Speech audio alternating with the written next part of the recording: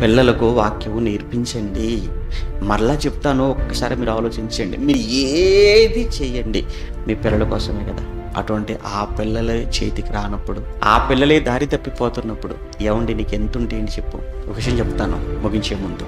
మీరు ఎన్ని సంపాదించండి, లక్షలు కూడా పెట్టండి, కోట్లు కూడా పెట్టండి, వాడు మంచివాడు కాకపోతే, మీరు కష్టపడి కొన్ని సంవత్సరాల పాటు మీరు సంపాదించిన లక్షలు కోట్లు, వాడు సరి అయినటువంటి పద్ధతిలో, క్రమశిక్షణలో, దేవుని జ్ఞానంలో వాడు ఎదగకపోతే, మీరు మీ జీవితాన్ని పణంగా పెట్టి మీరు సంపాదించిన సంపాదనంతటిని ఆడు అరగతీయటానికి, ఆవిరిగా మార్చడానికి వాడికి 1 సంవత్సరం చాలు. సంవత్సరం కాదు, అవసరం 1 రోజులో కూడా చేయగలడు.